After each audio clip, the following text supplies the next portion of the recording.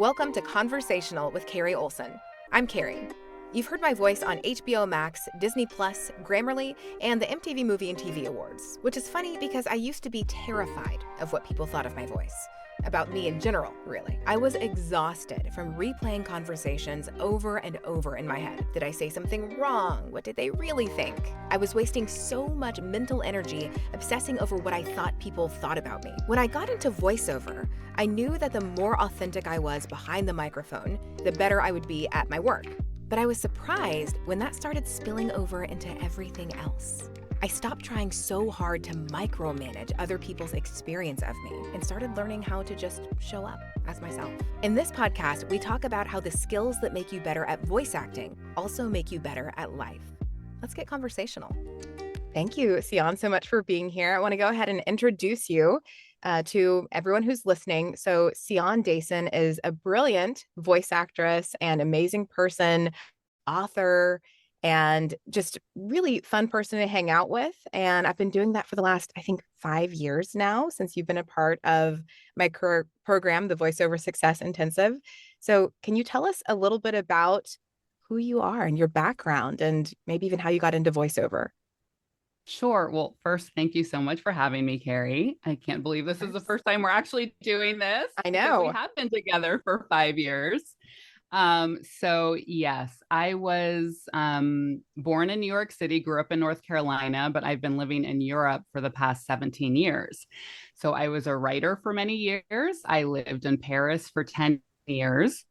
And then I moved to Spain almost 8 years ago now. And when I moved to Spain, I started teaching English as a foreign language. And this is where my serendipitous occurrence with voiceover happened. We were recording some scripts for our students one day, and there was a sound engineer who was overseeing the process. And he asked if I was a professional voice actor because I was so good at it. And I was like, no, but that sounds amazing.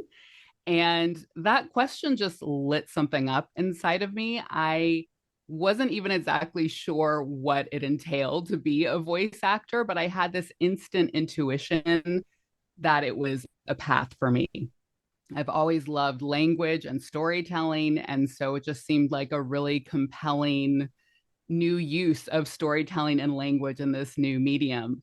And it's always been really important to me too to be of service, and voiceover, you're of service in a lot of ways, whether that's doing training courses for employees at a company or explainer videos, how to use this service or product, or audio description for blind and low vision audiences. So it was like story plus service.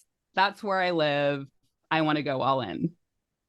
So after that initial interaction and that first suggestion of, are you a professional voice actor? What were your next steps? Mm-hmm.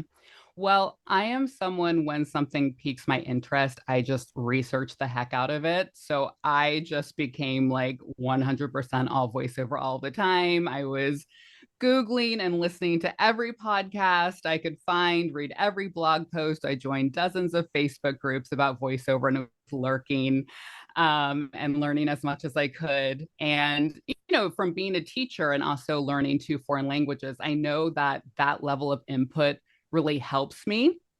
It's a new language. You're not going to understand a lot of it at first, but I just know having a lot of information is what helps me start seeing the pieces. And then, of course, the game changer was finding you, Carrie, and the Voiceover Success Intensive. I joined the program the day we went into lockdown during COVID. And in Spain, we had a very strict confinement period. We could not leave our house at all. And so this was the perfect time to just go 100% into this. And during that period, you were so generous. You understood like what an unprecedented time this was and how important community was. So you showed up every day for office hours for the first few months of the pandemic. And that coincided with my beginnings. So the learning was just exponential. So that was a major accelerator. And then I started doing one-on-one coaching. My first coach was Lori Allen. That again was sort of the unforeseen things of the pandemic that people are offering discounted coaching, and because Lori Allen's a very well-known amazing actress, and that was my first voiceover coach. And then I joined one of her classes with Susan Paleo at Voiceover Tracks West. Met some of my first voiceover friends there. We continued a voiceover support group, accountability, script reading for many years after that. And I think my first year, I also went to eVocation conference because I wanted to really focus on the business side of it as well. So yeah, those were my steps, trying to do everything at once. But I had that space because it was that very strange time in the pandemic where everything was uncertain, but it also meant there was space to reimagine everything. And I had the time and space to do it. Yeah. And I feel like that's a common theme, not just with voiceover, but with particularly adults who are going into new territory. There's always some kind of impetus, whether it's I lost my job or there's some kind of turning point. And this was kind of like a universal turning point where a lot of people were discovering new things or were feeling either the bravery to go forward with something or the necessity to go forward with something new. Yeah. Have you found that, like in talking with other voice actors, that a lot of them have that?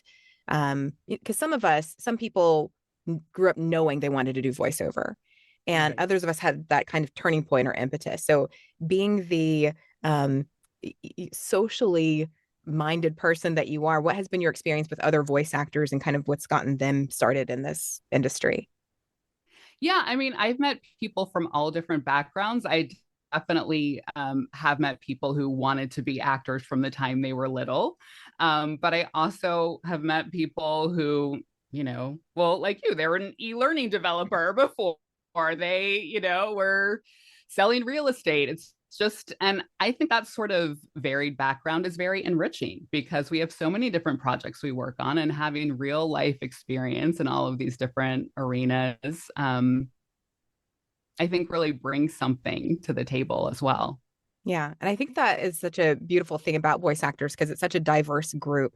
When people ask how you get started, it's like, well, it's totally different, from person to person, depending on what your background is. So talk a little bit about how your background as an author and interested in ESL, how has that played Mm-hmm. into the type of work that you've gotten and just your progression in voiceover? Yeah. I mean, I do think my writing background is really helpful in that that is something I've done since I was a little kid is, get into the nuances and subtleties of language. So that part of voiceover, interpreting a script, understanding what it's trying to communicate, where are the turns and copy, that all came pretty naturally, but that came naturally after decades of doing it as a writer. So I think that was one of my skills going into it. But that's why I needed the training to learn the voiceover aspect of it, the performance of it. Even if I understand the script, what skills do I need, in the performance side of it? ESL as well. I mean, I also, just the very fact that I was teaching English at the time that I learned about voiceover. And so I was very interested in e-learning from the beginning. I mean, I think a lot of people would come into voiceover and, they want to do the glamorous stuff, animation and, cartoons, and all of that is great. But I was actually so excited to do, like, wow, I get to impart information, through e-learning if I want to do this. And I have sort of, because I do have a special interest in foreign languages and teaching English as a foreign language, I've also targeted different companies that create materials for English language learners. And I've actually become the monthly presenter of an ESL magazine called Business Spotlight Audio. So I think, Awesome. that's just a lesson for other people. Like, you already have a lot coming in, and you can try to use that and infuse that in your voiceover journey as well. That's so huge. That's something that I like to talk about a lot because even if you don't have that acting background, the experiences that you do have, there's some kind of application for that. Mm-hmm. Whether you were a teacher, ESL. And I loved what you said about you had this natural instinct already to interpret copy. But then the caveat of that took 10 years to build. And so Right. even though, like I will always affirm, yes, you have things that you can bring in. I mean, just being a person, feeling emotions, you get excited about things. All of those things are things that you can bring to your voiceover, and you should. But that skill, that specific skill of interpreting copy takes time to develop, no matter Mm-hmm. where you're starting from. And so I think that it's something that can absolutely be taught. And so when you get training, I've had people say, well, what do you do in a voiceover coaching session? I already know how to talk. Like, what are we doing here? But I think that the more, like, if you're in your situation where you've been around copy, or there are certain people that just grew up, they just watched commercials a ton. And Right. that gives you such a huge advantage because it feels like an overnight success type thing. Like, oh, this comes naturally, but it's because there's all of that training. So talk to us a little bit about the training that you've gotten. Maybe what are some of the skills and things that you feel have helped you take those leaps to where you feel like, oh, now I'm a voice actor, and kind of transitioning from Mm-hmm. learning to Mm-hmm. being. Mm-hmm. Um, yeah, I mean, I was very sure from the beginning that I wanted to do a lot of training and Mm, coaching before I hung out my shingle as a voice actor, because like you said, like there's no one path. Like I could have from day one said, hey, this is what I'm doing now. But I knew for me, I wanted actual training and lots of one-on-one and group classes. So I've had classes with lots of different people. I think one-on-one I've coached with Lori Allen, Kelly McGee, Nick Redman, who's specifically about vocal health. And I've had group classes with John McKinney, Deb Sperling, Andy Roth, Paul Liberty, just like lots of people. And the thing is that each person has their own approach. I've learned something from everybody. There are certain techniques or ways of thinking about things that really dive with you, and others that are like, oh, that's maybe not for me. But I learned something through my exposure to that. So I think it's good to find someone who you really align with, but I also think it's important to hear lots of different perspectives, because that helped me clarify more, like, how do I approach the read? And having seen it through many different lenses, that's how I came up with my own little take. I love it. So how did you approach, so because you named a lot of classes, you named a lot of people that you worked with. How did you avoid the trap of just continually studying, studying, studying Mm-hmm. before you decided to launch? Yeah. Um, well, I mean, there was still the economic pressure of it, because I was teaching when I started investigating voiceover, but then I decided not to go back for the next school year. So you put all of the eggs in the voice, like this was your plan, was like, I'm going to make this work, putting all the eggs in the voiceover basket. Yeah, I wouldn't recommend that for everyone. I would not recommend that for everyone. But for me, I know I'm sort of like go big or go home, or just like all in or not. Um, I um I needed to see what happened when I invested completely in myself and this new path. And because I had such a instant intuition that somehow this was going to work out, I wanted to follow that. I didn't think it was going to be overnight success, but I was like, I just want to spend as much time and resources as I can on this first before I, go back to what I was doing. And I was very lucky that pretty soon after starting to audition, I was starting to get some jobs, and I was like, okay, well, this is a good sign.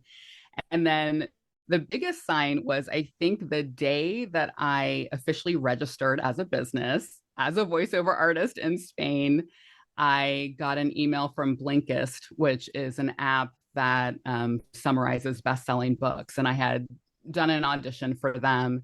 And I can't remember if that was the email where I found out I had advanced to the next level, or if I was offered the regular narrator. But basically, it was very nice timing to like officially name myself as a business and sort of get this recognition of a recurring job.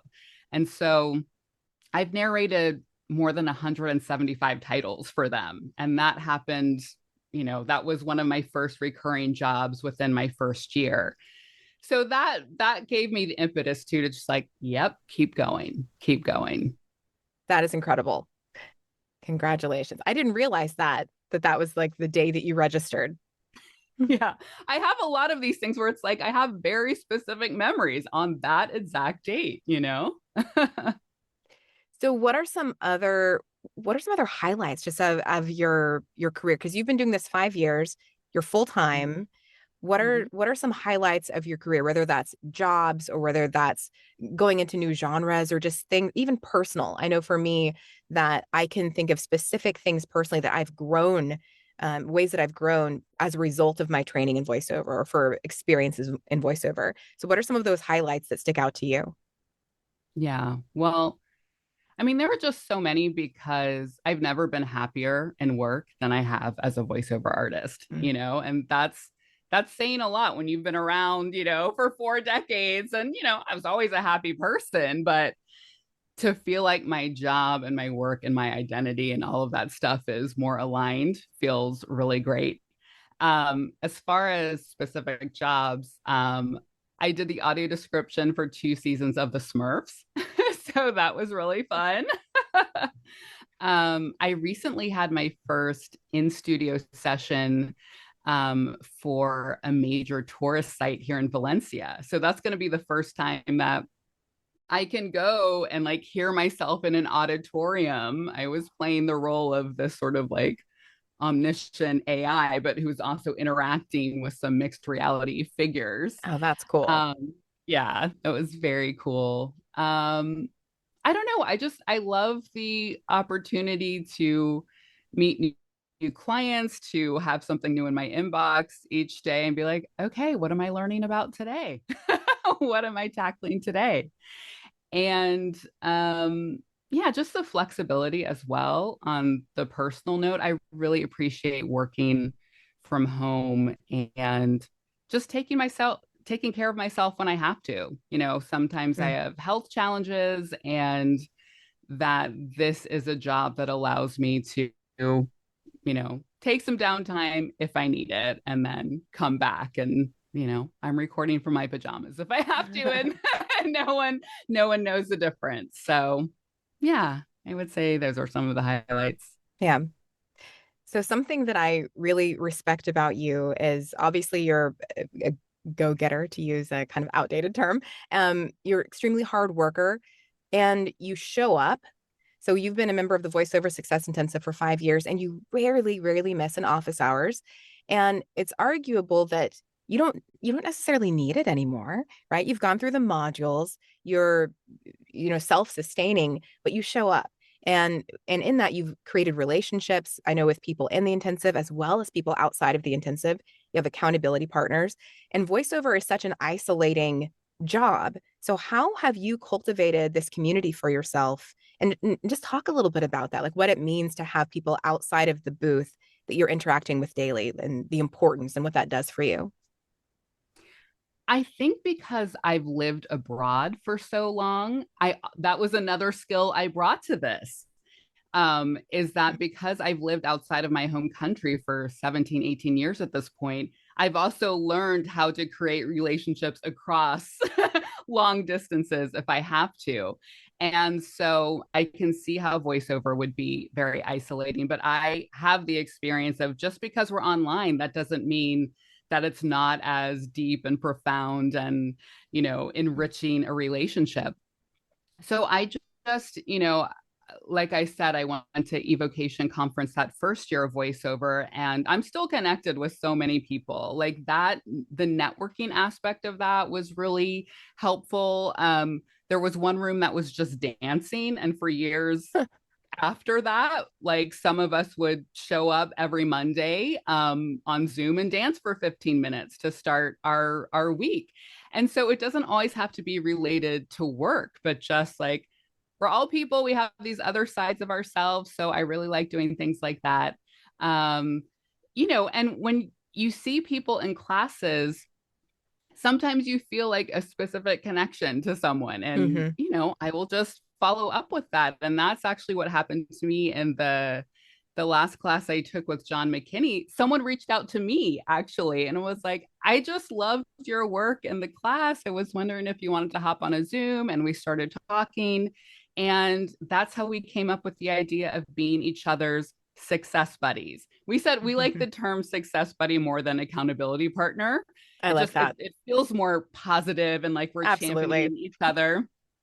So we're success buddies, and we literally check in every single day with each other. And, it's emails. And I sort of had the idea, rather than sharing our to-do lists, we share ta-da lists, meaning, ta-da, I finished this today. So every day we like type what our ta-das are, and just having someone else like tracking your career in that way, and just you as a person, really helps with the motivation. Like it's, this is a career where you have to be very motivated, self-motivated, but having a support system is so important. And so that's one of the reasons I stay, I stay in your community too. You're right. I haven't looked at the modules in years, but I come to office hours, I chat, I hang out. I also think I'm sort of paying it forward in a little, in a little way that, now newer people are coming in. And I'm like, oh, I actually know the answer to a lot of these questions. And if I can share my experience and help others, that's great. But I'm also, like you always say, be selfish with your time in office hours. And I am. If I have a question about my business, I will definitely ask it. I want everyone's opinion. So yeah, that's why I stay, because it is important to nurture relationships. You're such a great example of that because I think so many people hear that, like, oh, be selfish with your time. So if for those of you listening and don't know, when you come to office hours, it's a monthly call, and it's the time that you get to get FaceTime with me as well as everyone else in the community who shows up. And so some people, are kind of shy, like raise my hand, or I don't know if this is the right time to ask this, or I don't want to be embarrassed. And so I try to emphasize, be selfish with your time. If this was a one-on-one with me, what would you say? And encourage people to ask those questions because, like Sion said, a lot of times someone else will have that question, or someone else in the group will have had that experience and be able to answer it. And it's beautiful because at this point, it is at a place where most of the time when a question gets asked, I can sit back and wait because other members of the community like Sion or others will be able to answer those because they've experienced that. So it's a great mix of people who are brand new, like literally brand new. And then, through the entire spectrum of full-time voice actors, people who've been in the community for 5 years. And so Sion, you're such a brilliant example of, all right, I have this question, I'm going to ask it. I'm going to, use this time. And I think that, like you said, voiceover, it can be isolating, but like having these pockets, these communities where we get to share is just so important. Um, Mm-hmm. so I'm curious because I don't know that I know the answer to this. How did you come across the Voiceover Success Intensive and me initially? Do you remember? I don't remember because, as I said, I was doing so much research at that time Mm. and listening to every podcast. So I'm sure I heard you on a podcast or read a blog post, but I don't remember this specific one. But I think at that time you had a low cost offer for a voice evaluation. And so I signed up for that. And yeah, I just, like everything from the beginning in voiceover for me, I just follow the yeses. I just follow the intuition. And I just really felt a real warmth and generosity and insight from you. And so I was like, all right, let's do it. Let's sign up for this. I remember that voice evaluation. I remember how I was doing it, and I absolutely, I'm sure I still have it somewhere. Oh, I should have brought it. Not that you would want me to play it on the Right? podcast. No, I don't think so. But yeah, I absolutely remember. So, what was your experience? I'm reading off our questions now. What was your experience joining the intensive? Um, do you remember what spurred your decision to do it, or was it just that general? I'm doing research, and this is something that, like, were you specifically looking for community, or was there something specific that you thought, oh, that's what I want? Well, it was that specific time. Like I said, I signed up on the day of confinement starting in Spain. And so I knew I was going to be at home. And so just even the name Voiceover Success Intensive, I was like, I do want something intensive. I do want, and I think the way you framed it as, really a guide, like there, you have so many questions in the beginning, and like this is a way to like go through systematically and look at all the different points. And so I was looking for that, and then I just got that extra bonus, that extra boon of like, hey, and she's here every day for a little while. That's not what it is anymore. But I just happened to coincide with that, and so obviously I was hooked from the beginning, because we got to know each other really well during those months. Yeah.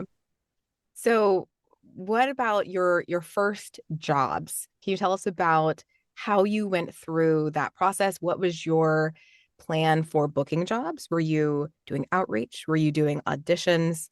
And what were some of the emotions that were happening during that time? Yeah, so I had also done research on the different platforms. I signed up for Voice 123 and Bidalgo, so I was auditioning on those. And my first book job was through Mandy, actually. Hmm. And it was, a 3-minute corporate video for a payroll system, I think. And okay, great. And then the next job, though, I will never forget it. It was on an audition that came through one of the Facebook groups. And it was a very big e-learning project because it was a virtual simulation for the National Academy of Sports Medicine. And I booked this job, and they needed 6 hours of live direction over Source Connect. I And that remember is this. my second job.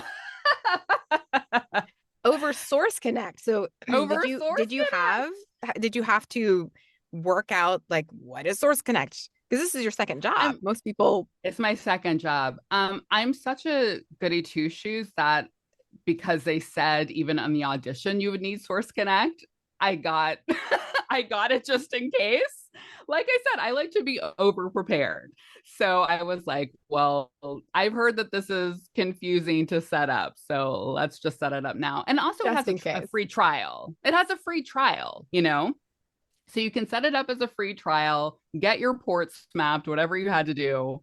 Um, and then I booked it. And I was like, oh my gosh.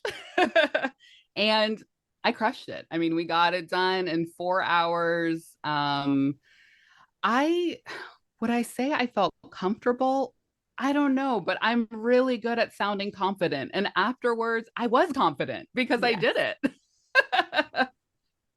That's incredible. I love that you just went for it and you were prepared to get that job, even though it was, I mean, you'd only booked one other job before.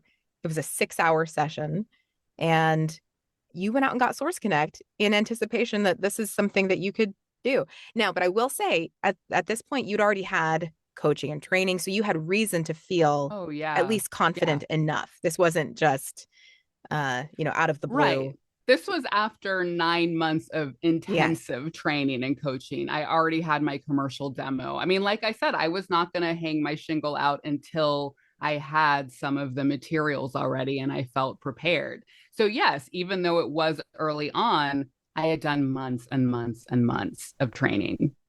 And I think that's something that's important, for new voice actors to hear, and even just that number, 9 months. So that was the time that you were training, you were investing in yourself without even really any intention of trying to get a job.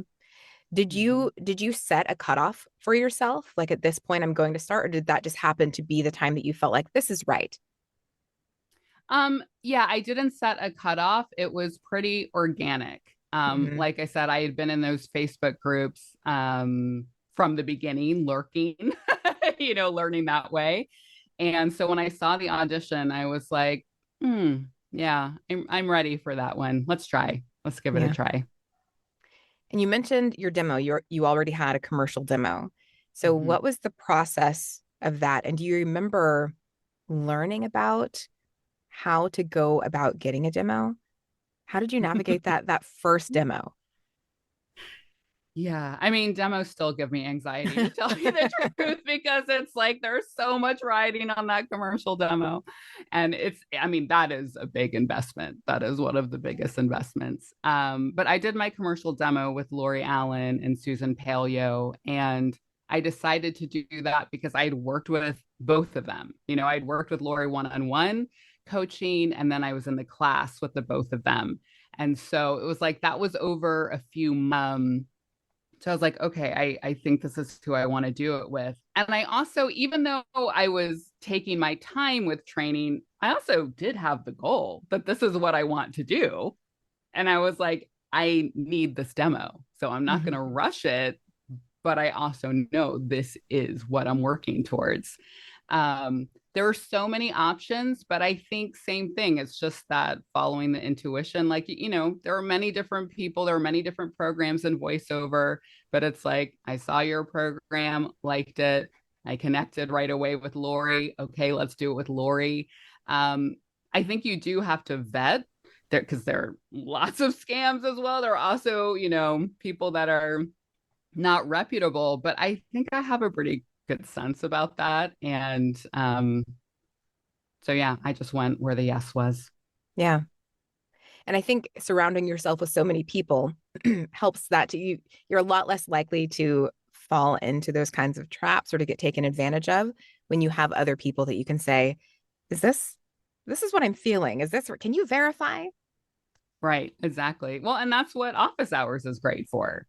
And that's one of the reasons I love it because, there's no gatekeeping of information. We're just talking. Hey, this is what I'm thinking about, or have you coached with this person? Or, it really Yeah. helps to talk to Yeah. colleagues.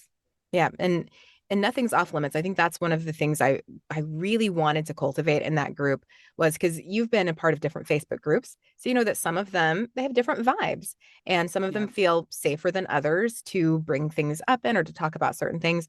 And so I wanted that to be a space where we could say this kind of like the no judgment zone, like what is it, Planet Fitness? Just if you've got a question, ask it. And it's not too Right. dumb. And I really wanted to have that type of space. So if I don't know the answer to something, we can try to, find it out.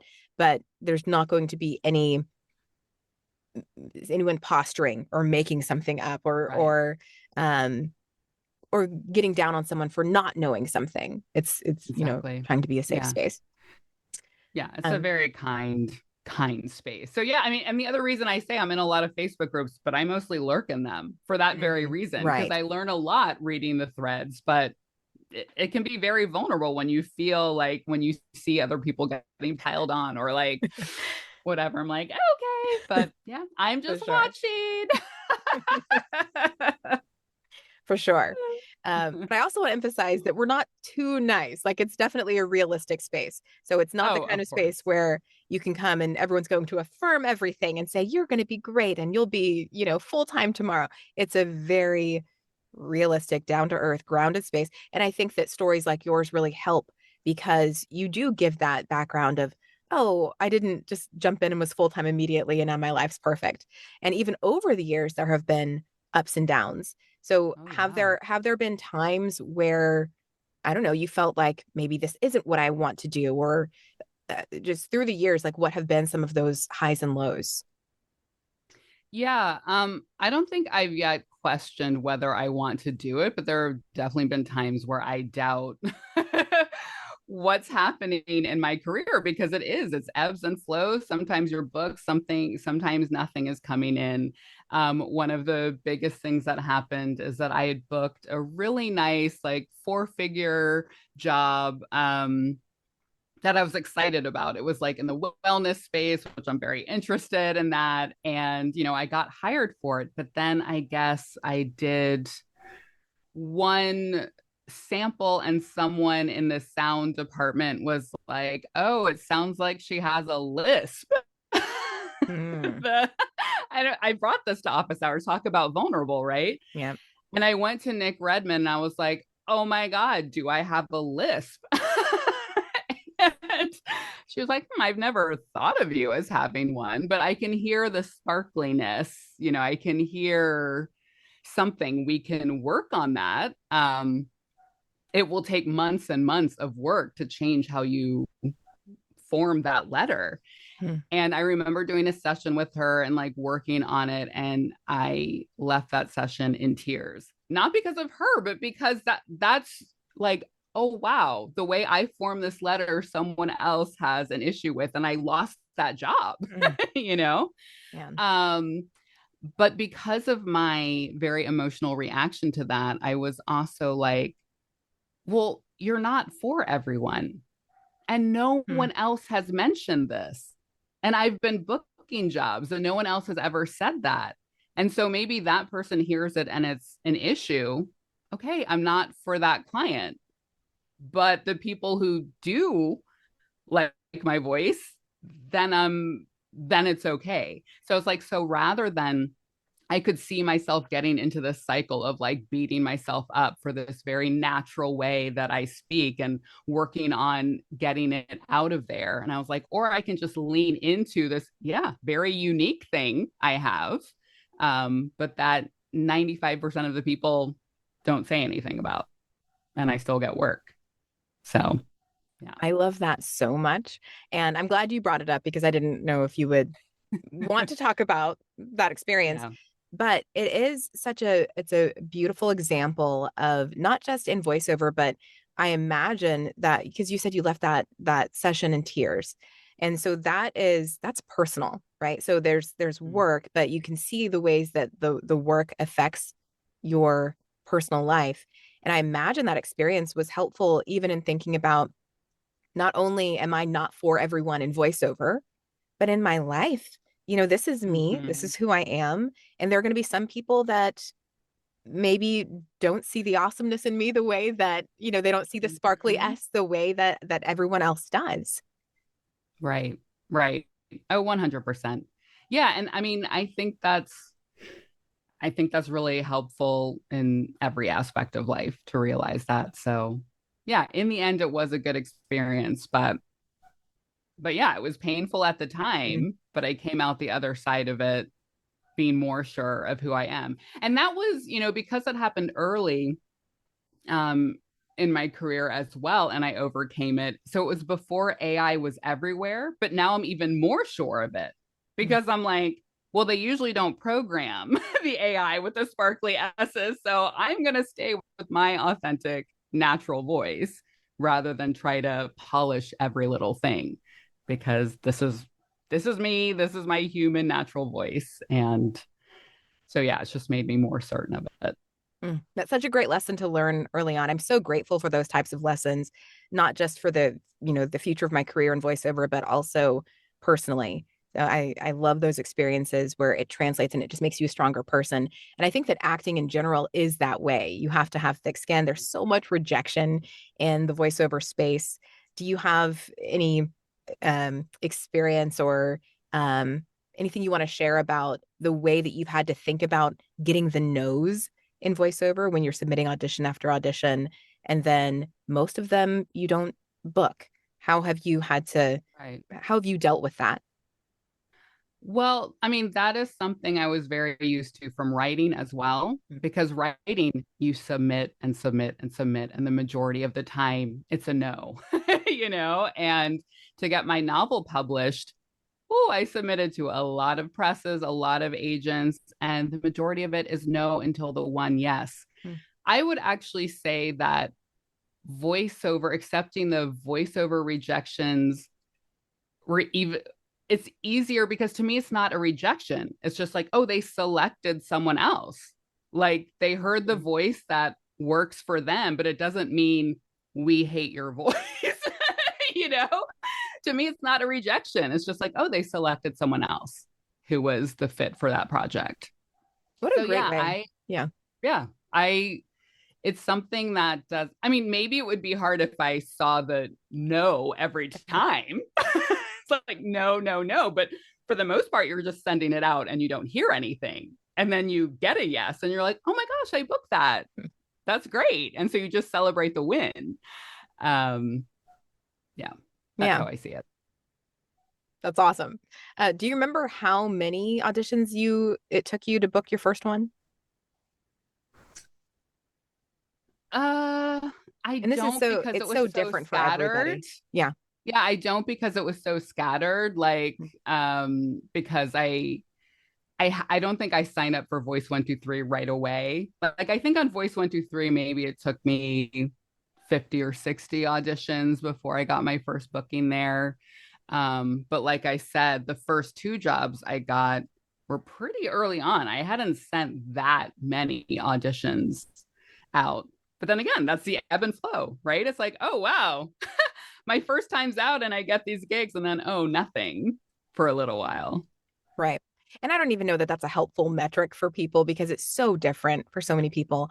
I know a voice actress who booked her very first audition, who had, zero experience. And then I know people who it took 300. Right. So it's such a broad thing. So I was just curious about what your experience was with that. And so would you say the majority of your work, because you mentioned, let's see, the second job was that 6-hour Source Connect session. And I know you've recently gotten into audiobooks a little bit. So how have you navigated how have you navigated genres, like what you wanted to do and how Yeah. to decide which genres you wanted to spend time in? Um, yeah, I mean, they always say like what you start booking becomes a good guide. And like, I would love to do commercials, but I was not booking commercials when I was doing auditions on Voice 123, you know? I take that back. My biggest job ever was a commercial through I think Voice our 123. I remember that one. Yes. And it ended up not airing because it was for a celebrity facing brand. And so the celebrity ended up doing it, but I still got the paycheck. No, I still got the 5-figure paycheck. And I'm like, I don't mind I'll this take at it. all. So yeah, so I have done a few commercials, but it's just, like I thought, I started getting work in e-learning and corporate videos, and that's where I naturally thought I would be working. But then a totally new genre for me was audio description. I didn't even know what that is, I have to say, until I saw a LinkedIn post for a job. It was an agency looking for new voiceover artists for audio description. And so I, of course, researched what is that? And I was like, oh my God, that's amazing. I love this as a service. And so I sent in my samples and I was selected for the roster. And then they did an 11-hour training with the new cohort. And that became like a new passion for me because, well, I love watching TV series anyway. So Yeah. it's like I literally got to watch the TV series and I'm providing a helpful service Yeah. Not a for bad blind gig. and low vision's audience. Um, and then what else new has happened? Yeah, the ESL, that's a niche thing that I think most people don't think about, but because of my background, um, I don't know. I will say I have been avoiding audiobooks. When I started out, people were like, that would be the natural place for me because I'm a writer and I'm now doing voiceover. But to me, I was like, but it is such a different, to me, it's almost a different industry.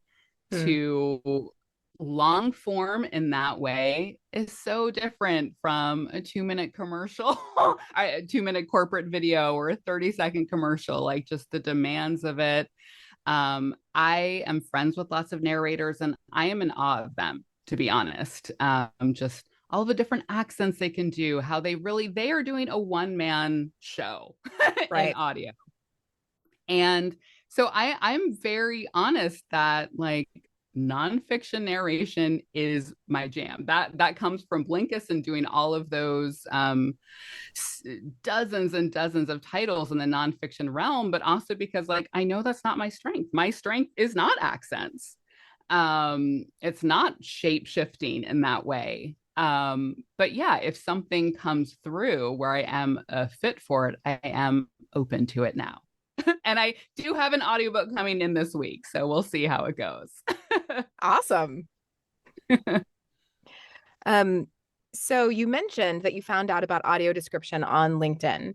And Mhm. you are amazing on LinkedIn. You're very active on social media. Is that something that is new since becoming a voice actor, or is that something you'd always done and then just incorporated your voiceover into it?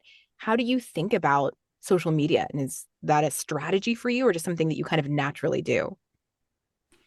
LinkedIn was definitely new for me as a voiceover artist, and it was strategic. Like I said from the beginning, I wanted to think of it as a business, not just a creative outlet.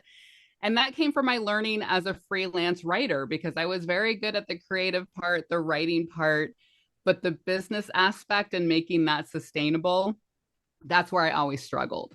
So when the voiceover bug hit me, I knew from the beginning, I was like, okay, build this as a business from the beginning as well. And so LinkedIn became part of that strategy.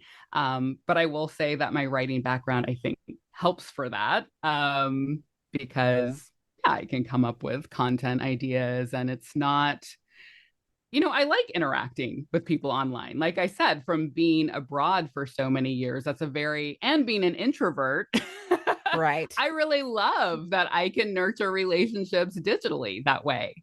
Um, and so, yeah, using it as a business tactic was new in voiceover, but I had had a blog for 8 years when I lived in Paris. So I was used to like continually coming up with things to say. And so now I just had to think about it. It's like, okay, how do I want to be as a business person?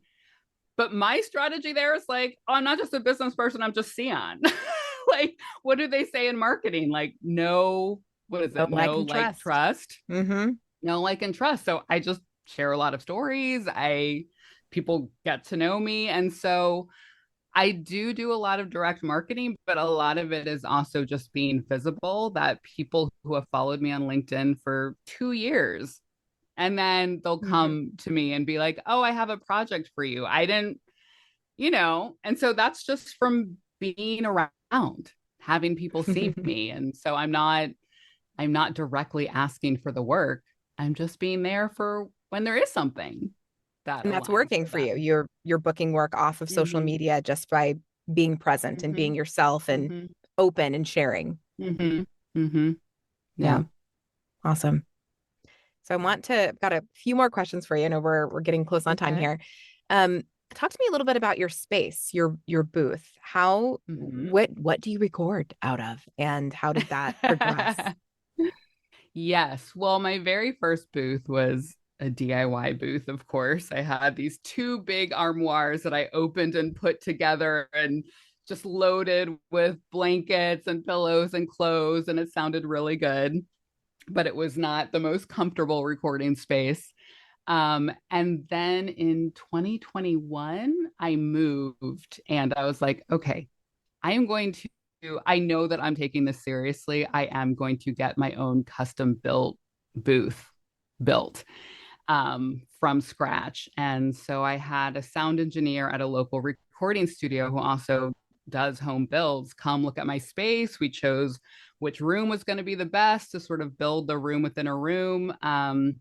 And again, that was the investment. That it was an investment, but that was also, I think, an upgrade where I felt it immediately. Once I had that, I was like, oh, I feel even more confident because I live in Valencia, Spain, which is a very joyful place. Lots of parties, lots of fireworks. It's very loud. So I was also Mm. building for something that would allow me to work no matter what fiestas are going on outside of my window. And so it is very solid. I'm not in it right now just because we're in a heat wave, but I wanted to be outside the booth. But but yeah, it's a beast. I love it. Nice. That's awesome. Yeah. Um, my guess is your family's already, I imagine, used to you doing new things and supportive of you, traveling the world and doing, unusual jobs. Have they been supportive? What has been your experience with them when you decided you wanted to do voiceover? Did you tell them immediately and say, there's this thing I'm doing now?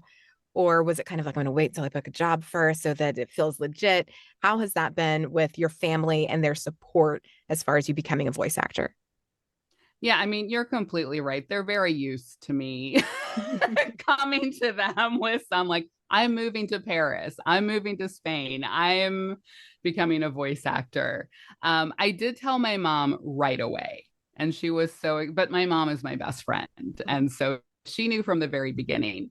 I didn't tell everyone else until I was in it. It's not that I felt like I had to prove anything, but it's more that I like having the knowledge and grounding within myself that like this is something that's happening. Like this really is going to be something that I'm going to be in for a while. But yeah, of course, once I told people what I was doing, they were super happy for me. But, I've been a writer for many years too. So they've always known I've had some sort of creative outlet. I have not had a lot of conventional, I don't have a conventional journey. So it was just like one other step in my non-conventional life. Yeah. That I think that's such a huge advantage and a benefit when you have buy-in from people around you, because it is, especially if it seems to come out of the blue.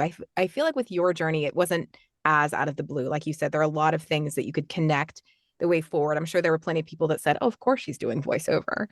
So that's really nice to have that connection, and then also to have that support. Because I know there are some voice actors, unfortunately, who they get this idea and the family's like, you're doing what? And that's where's the job track, where's the career track for that? So I think that's beautiful that you had that support very early on.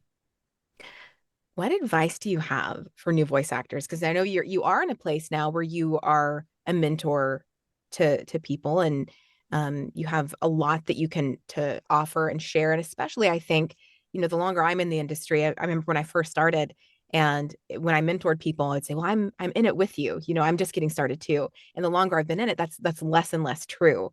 And so being to where, you started 5 years ago, what advice do you have for people getting into the industry today?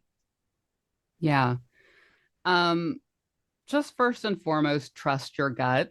I mean, I am just very big into trusting your intuition, but get the training. I mean, the two go hand in hand. You have to trust your instincts, but you don't know what you don't know.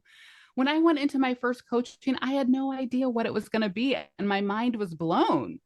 I was like, how did we only went through 30-second scripts in 1 hour, And it's because there was so much there. And I don't think you can conceive of that. So it's to trust yourself, but also be just open to receiving information that you can't even conceive of at this point, because there's no way to know what you don't know. And just to, be yourself, value who you are and your own experience, because going back to AI, we can't compete with it on some levels, but being human, that's all we have, So lean into your authenticity, who you are, what makes you unique. And I would say, because of all of the changes that are happening in the industry, though, that the training is more important than ever, because I think where you have to be to start being competitive, it requires more, I think. Yeah, that's and really even a few years ago. That's great advice. I think that leaning into authenticity, and then also getting that training and having the right expectations. So if you can go into it and say, I'm good for 9 months, for 12 months, for 18 months, whatever it is, to get that training and to, like you said, soak it in and be open to having your mind blown, and don't feel like there's this pressure to have to book a job. One of the things that I always talk about is, if you are thinking about the money and you're thinking about the pressure, your performance isn't going to be as good, because you're not going to be open or vulnerable. You're going to be thinking, I need to get this right. I need to get this right. And that gets you out of your creative space. So you're not going to be giving your best performances. And so I think another thing to come back to is to, as you're getting your training, keep asking yourself, am I enjoying this? Is this fun?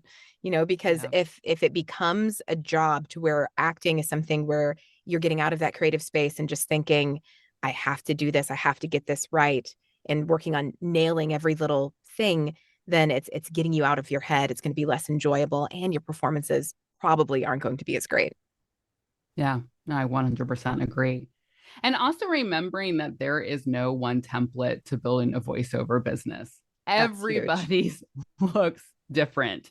And like you audition much more than me. I audition, but I do more on LinkedIn, direct marketing, nurturing those kind of relationships that way. And that's because that's where I feel like I excel more than, churning out 20 auditions in a row.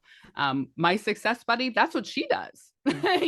She is an audition machine and she's amazing. And it's so great that we have these very different approaches, but we're both full-time voice actors making it work. Yeah. I love that. That's really important to know what works for you and to be able to dial into the things that are going to fit your business instead of feeling like you need to follow someone else's path. Yeah, exactly. So this podcast is called Conversational with Carrie Olsen. And conversational, of course, is one of the biggest buzzwords, maybe the biggest buzzword of like the last 10, 15 years of voiceover. And Yeah. so we know what conversational means in the sense of when you get a script, or I guess, do we know what it means? Does anyone really know what it means? We kind of know where to go with that. Yeah. But the idea is also conversational, being authentic to yourself in everyday life. So not just thinking about when you get a script, how can I read this in a way that feels authentic, but how do I live my life authentically? How would you say that you are living your life conversationally? Or what does that mean for you? That's such an interesting question. I used to have in my tagline in my voice, in my email signature was living artfully or something, which sounds very pretentious now, but I didn't mean it in a pretentious way, just meaning like, I am a open spirit. I am open to what the universe has in store. And I follow the intuitions, I follow the yeses. When that sound engineer asked me a question, I said yes to it, even though I don't even know what that means. So I think, living authentically, conversationally, all of that is part of it. It's just part of who I am. Gosh, I was going to say something else. Oh, I remember you'd asked early on about what some of my first steps were. And I don't know if you remember, but early on when I first got my equipment, and that can be very intimidating if you're For not sure. used to it when you're suddenly talking into a microphone. I started doing audio diaries that instead of journaling, I Hmm. would just get in the booth and start talking. And no one was ever going to hear it. This was not a performance. This was not anything. I was just talking about what's going on in my day. It was just a journal. And it was so I could start to forget about the equipment and remember what it was like for me to talk as a natural person. So I think That's I was brilliant. conversational before I even knew that was going to be the main word. You were like the original conversational. I'm like, no one is saying that in their voiceover training, but that's Exactly. what I started doing. I love that. I love that. So cool. Yeah. Audio diaries and so good. Like, cause you're right. Like when you get in front of a microphone, all of a sudden it feels just different. So what a Yeah. great way to learn how to treat the microphone like a friend, just Yeah. to do audio diaries. Is that what you called it? Yeah. Yeah. Yeah. Yeah. Yeah. All right. I still have some of them. I've not listened back to one of them. And sort of like the voice evaluation, I probably don't want to listen to any of them, but it got me over the fear of the equipment. And just yeah, feeling natural in front of the microphone. I love it. That's awesome. Sion, thank you so much for being here. I loved getting to hear even more bits of your story. Obviously, I've heard and was part of so much of it over the last 5 years, but to be able to condense it and ask these questions that I've been wanting to ask you, and to hear that them come from you so genuinely and authentically, and I think that it'll serve so many people listening to this, people who are wanting to get started in voiceover, people who are in the industry already, and who just need that extra burst of encouragement, because I think that your story really provides that, because it's strategic, and also successful, and well planned out and thought out. So and you I think you put yourself in the best situation to succeed, knowing what you needed around you. So instead of trying to go at it by yourself, getting in the communities you needed, finding the support that you needed, and showing up every single day and doing it with a smile on your face, and just, lighting up whatever virtual room you came into. So thank you so much for being here and for being a part of the Voiceover Success Intensive. Where can people find you? Do you have anything else that you want to share about either projects or things that people can check you out? You will find me on my website, siondayson.com. If you want to connect with me on LinkedIn, as Carrie said, I'm pretty active there. So that's SIONDAYSON, and would love to hear from you. All right. Well, thanks again so much for being here, and I'll see you at the next office hours. Okay. Thanks, Carrie. All right. Take care. Bye. Bye. Thanks for tuning in to Conversational with Carrie Olsen. If you found value in today's episode, be sure to subscribe and hit the notification bell for new episodes. For today's resources and to stay connected, text VOICE to 55444. I'll see you next week.